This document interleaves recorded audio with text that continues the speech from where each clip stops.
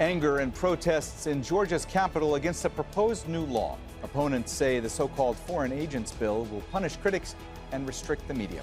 So, what's behind this legislation? This is Inside Story.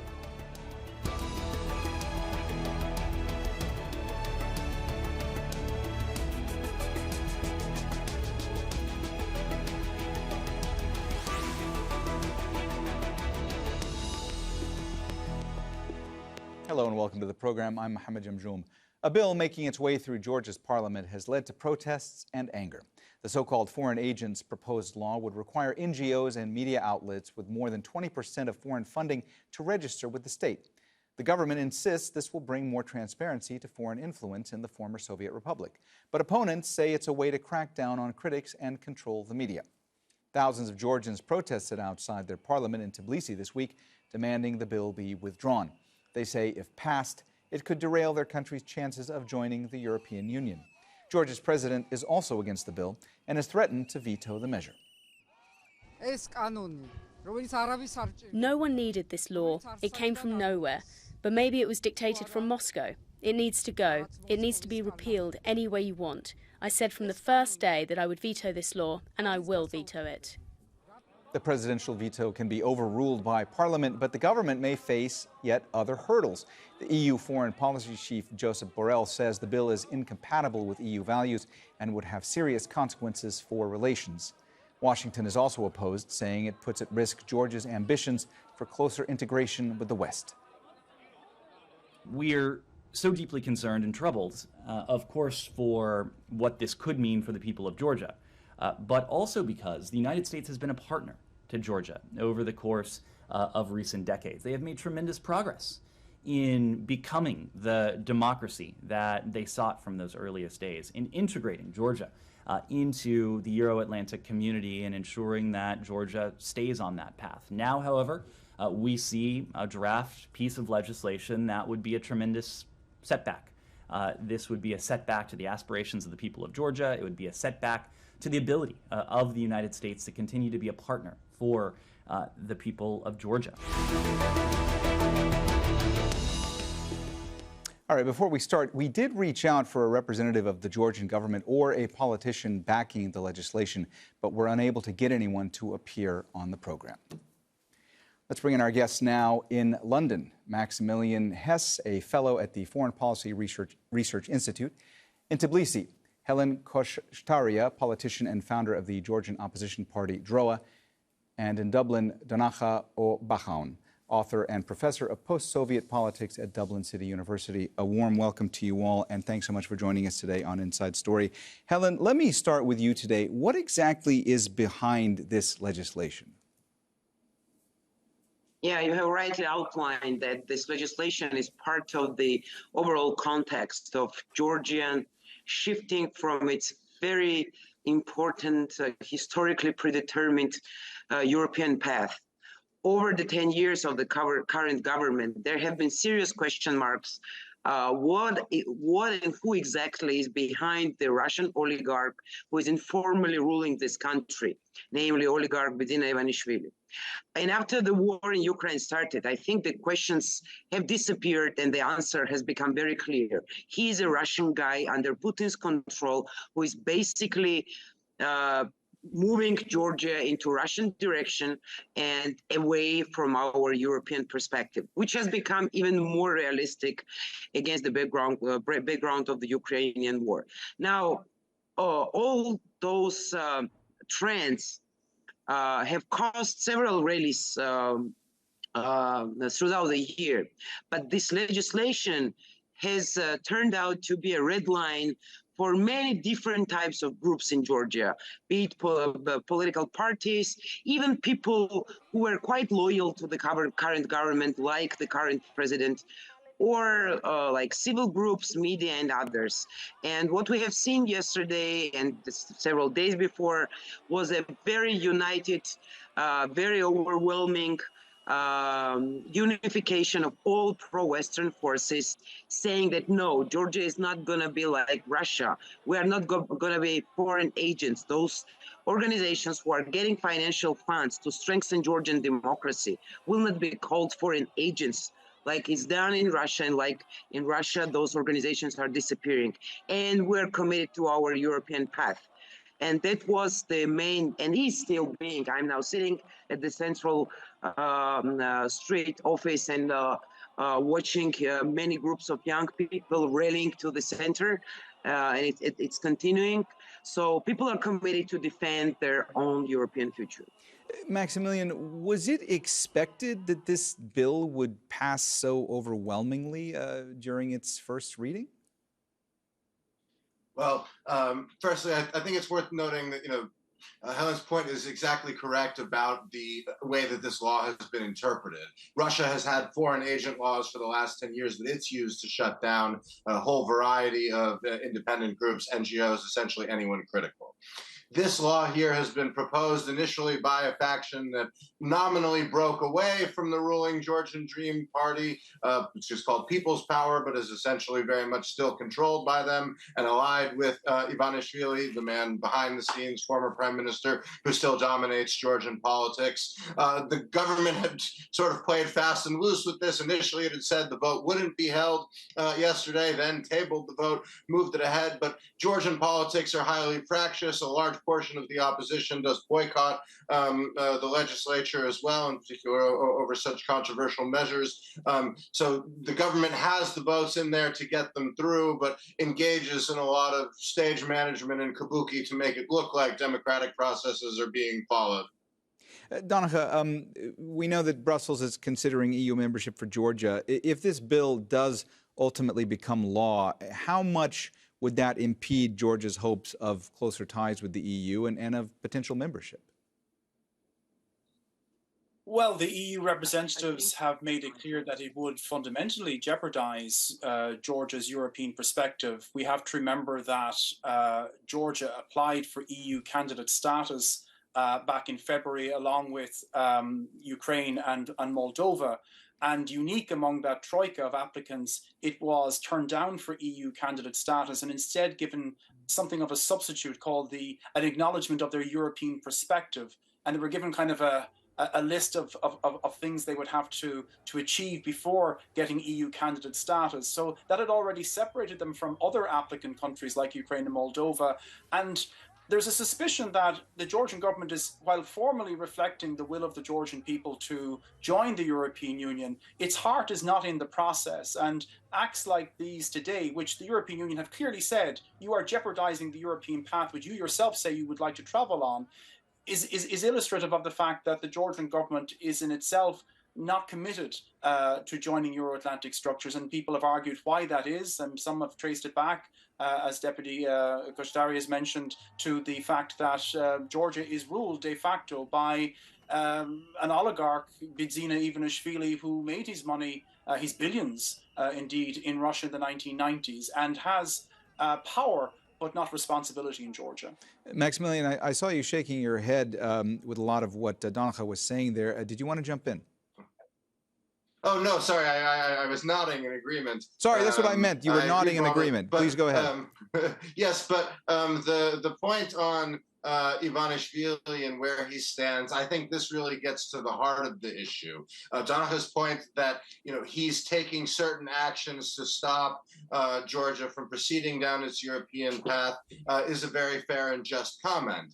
The question is to what extent is he loyal to or supportive of Putin and the current Kremlin? And that, I think, is a very nuanced issue, because while, yes, he did make his money in Russia in the 90s before Putin came to power, Putin did allow him to leave Georgia with his money in around 2008, leave Russia for Georgia with his money to sell off a number of interests. But Ivanishvili really puts his own interests before anyone else's. And he sees that the government needs to avoid getting drawn in to the sort of pro-Western narrative. He has stopped the government from implementing sanctions, although the majority of Georgian financial institutions comply with them. And in Georgia, if you go shopping in Tbilisi, many places will even say, you have to agree that Russia is an occupier if you even want us to serve you. So the public support is very strong there. But he's refrained from that because he sees it as potentially risking Georgia being brought into the war with Russia. Russia continues to occupy occupy 20% of Georgia's territory. The breakaway regions, South Ossetia and Abkhazia, are effectively fully controlled by the Russian military. So he is trying to sort of play a game with both sides. The question is it really because he wants to be friends with Moscow or he wants to protect his own position? That is a very difficult question to answer. But as actions like this continue to happen in the eyes of many of Georgia's youth in particular, but a large section of the population, he effectively is leading himself to be branded as Putin's puppet. And that is a very dangerous situation in a country where anti-Kremlin sentiment is extremely widespread over the legacy of the 2008 war, the continued occupation, and Russian efforts to destabilize Georgia. Helen, the Georgian president has said that she's prepared to veto this bill, but apparently, as I understand it, that can be overridden by Parliament eventually. I want to ask you, as far as parliamentary procedure, where does the bill go from here before it would actually become law? Because things seem very tense in Parliament right now. I mean, there were fistfights in the last session, and people are quite angry about this. So what happens next? Well, it takes several steps before it's finalized, but that's not the core of the issue. And as my colleagues have just outlined, the whole story is about the context, what kind of rule in Georgia we have. Basically, this guy, Beacháin, no matter what's the motivation behind him, whether it's a direct instructions from the Kremlin or is his motivation to do anything to just keep power, it's clear that the influence of Russia over the years, and especially after the war in Ukraine, has been increasing in this country. He's pursuing a Russian propaganda. He has created a special group within his party, which is all the time predominantly occupied with attacking European, American ambassadors, attacking Ukrainian officials, attacking Ukraine, and making the point that Ukraine is losing the war, Russia is strong, West is not supporting Ukraine. So all those narratives that are very close to what Russia is saying. So that's on the one hand. On the other hand, he has captured all the state institutions. What we are seeing very much like in Russia, we have formally the parliament, formally we have division of powers, formally we have prosecutor's office, formally we have the court system, but basically we have none of them because functionally they're totally under his personal control. We have political prosecutions admitted by all international organizations. For example, head of the media owner, Nigva Ramia, was arrested right before the decision of the EU about the candidacy. The third president of Georgia is in jail and his human rights and health are totally violated. And we had over and over time many political prosecutions. So basically all the institutions are under his control. And whether it's veto or whether it's he fears debates in the parliament, if he decides to do so, the law will be enforced. Now, the whole issue is to what extent Georgian public will protest and resist not to accept this technical, formal adoption of the law. And I think yesterday and the days before have shown that it was kind of last drop, that people are fed up with this kind of informal rule, with this increase of Russian influence, and people are serious about taking the resistance. I don't know how long it will take, but it's clear that no government in Georgia has managed to derail people's commitment to European future. Donnacha, it looks like you want to jump in. I will give you that chance, but I do want to ask you about the fact that Helen mentioned these protests that are ongoing, and I wanted to ask you how significant the protests are and if you expect that they will be growing.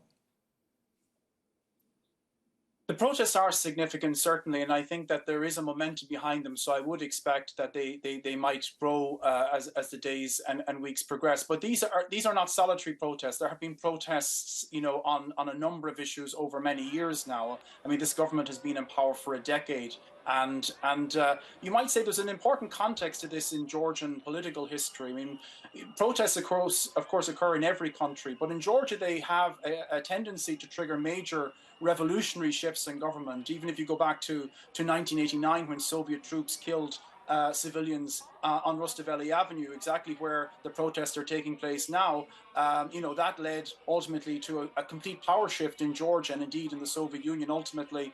And similarly, the successors, Gamsa Kurdia, Edward Shevardnadze, even Saakashvili, all learned to be wary of these huge protests that would take place as a catalyst for regime change, for government losing control. And they've all taken place in this exact same spot, Rustaveli Avenue, Chitadze Street at the site of Parliament.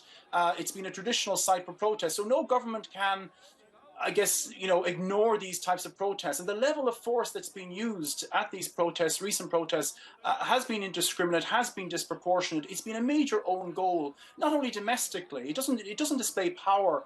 It actually displays weakness, that they're not willing to enter into a dialogue with people who have legitimate protests or with their partners internationally. I mean, from the EU's perspective, they're looking at Hungary right now, for example, and Viktor Orban. They don't want another authoritarian government joining the European Union. That's the way they're looking at Georgia. Georgia's only of interest to the European Union if it's an oasis of liberal democratic values in a kind of a desert of authoritarian rule in the post-Soviet sphere. If it becomes just another post-Soviet authoritarian governance, it loses its interest to the European Union. And I think that's digested by many people in Georgia, which is why you're seeing this very, I think, emotional response that they feel that they're losing their way to Europe and are willing to defend European values in Georgia, as I said, even if it requires very, very strong protests. Helen, you were speaking before about the protests that are ongoing in the streets. I want to ask you about a different type of protest. In February, you had dozens of media outlets and civil society groups that announced that if the law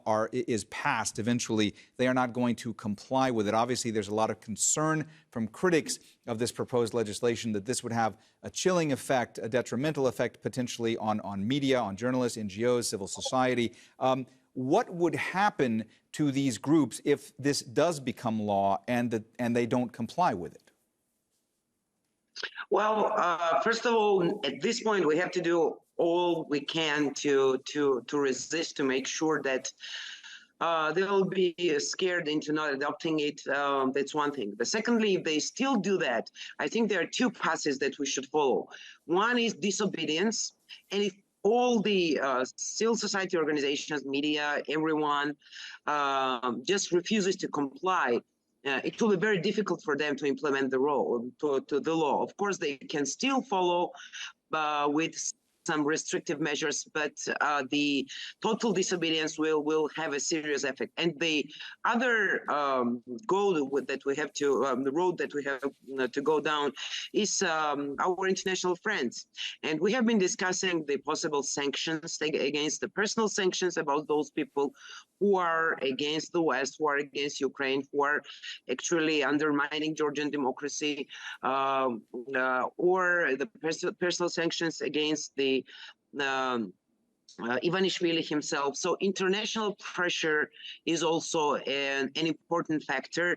And here we should see the whole picture, also geopolitics, that it's not just a tiny problem in a tiny country, but in the region, I think Bidzina Ivanishvili is a remaining oligarch under Putin's influence. And if we're talking about the war in Ukraine, if we want to get rid of Russian influence in the region and find some new solutions to the region, then I think defeating Ivanishvili-type rulers is extremely important for our friends too. So I think there are these two ways: the resistance, disobedience, and international pressure. Maximilian, from your vantage point, how much of a chilling effect do you think this proposed legislation could have when it comes to Georgian civil society groups, NGOs, even journalists? I mean, what do you think could happen? I do really worry that it could have a very chilling effect. Georgia has an incredibly vibrant media sphere. A lot of outlets are heavily politicized, either in favor of the government or against it, but a number of independent outlets as well, many of which do get international funding and are supported by other NGOs or other foreign governments. But this has really helped set Georgia apart and made Georgia such a leader in the region in terms of its media vibrancy, civil society, and the like. And there have been a number of reports, even a number of the officials in the current Georgian Dream government, went through a lot of these programs, were supported by them. The real risk that I worry about going forward is Russia, and Putin in particular, has long been very adept at using corruption and political elites across the former Soviet space to try to lean on them and get the kind of action that he wants, even in countries that have economic relations with the West, Azerbaijan, Kazakhstan, for example. And that what we may really see happen out of this is that Georgia's independence essentially falls because it stops its Euro-Atlantic agenda, and then the current Georgian government is sort of left with nowhere else to look. And they, of course, there has been a huge amount of Russian money coming in to Georgia over the last year, Russians who have fled the conflict and the draft in Russia, bringing their own employees, bringing their wages. But of course, accusations that Georgia could potentially serve as a loophole for sanctions as well. And, with Ivanishvili being really the only individual calling the shots, it's a potential very dark day. And this could really weaken the ability to have opposition against him and raise the prospects at the next election next year, which there were already some criticisms of the most recent one, will be less democratic. And that would be a huge tragedy for the Georgian people first and foremost, but for the wider region where Georgia has so long served as a beacon of hope and progress, and where many Georgians want to have it continue to play that role going forward. Donnacha, I saw you reacting there to some of what Maximilian was saying. Did you want to jump in? Yeah, I mean, it's very dispiriting now for many Georgians, because they don't see an exit strategy from this. The government has huge resources at its disposal, and then you have Ivanishvili's personal fortune, which runs into billions. So those things combined make it very difficult for any opposition to emerge. And the opposition, the politically organized opposition, is fragmented. One of their key leaders, of course, Misha Saakashvili, is in prison, something again which has attracted very negative attention in the EU and in the West.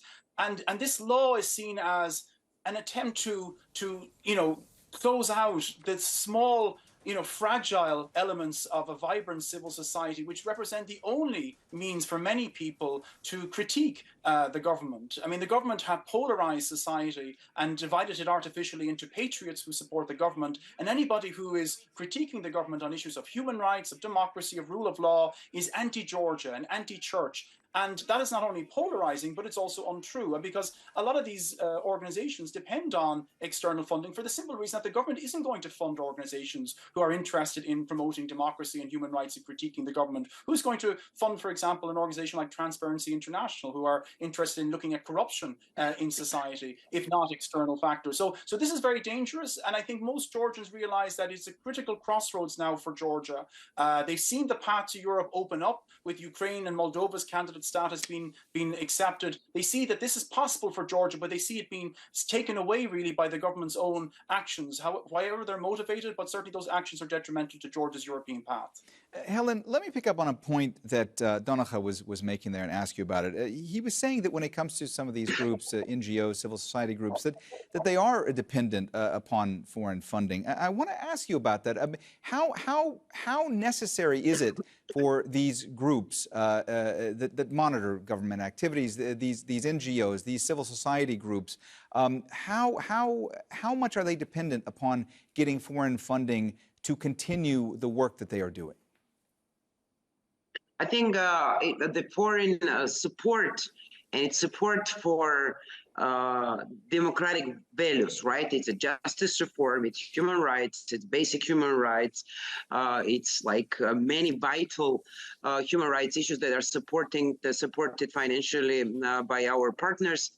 And I would say now it's the only source that makes them alive in this country, including our organizations, because what the government did is we don't have a plain level field either in politics or civil, social life.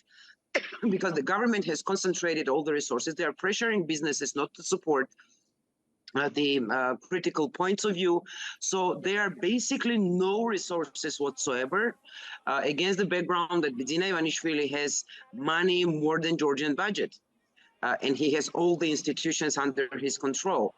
So it's exactly aimed at killing all the remaining resources of the critical organizations in Georgia. And that's why we all understand that that's the maybe last bastion of democratic fight in Georgia after prosecuting politically many political parties, after polarization, after propaganda and discreditation campaigns against politicians. Now the time has come to eliminate the critical media and NGOs. But everybody understands that it's not just about NGOs, but it's about generally the future of democracy of this country and future of Europe of this country. Maximilian, it looked to me like you wanted to interject a point, wanted to jump into the conversation. Go ahead.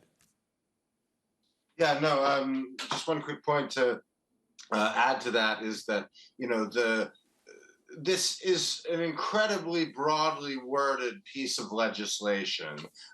You know, almost any kind of interaction with foreign funders, foreign donors, not being sure who things are being sold to could cause one to register.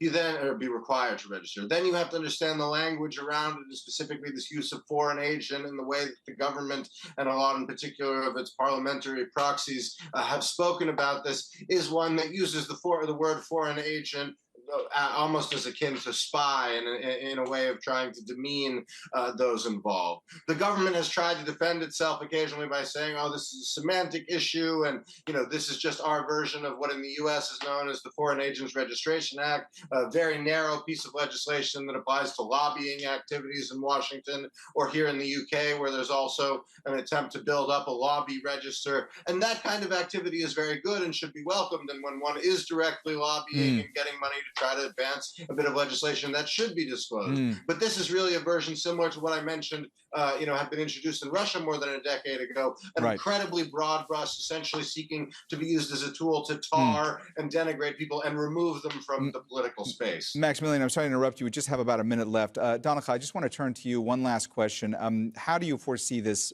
playing out going forward?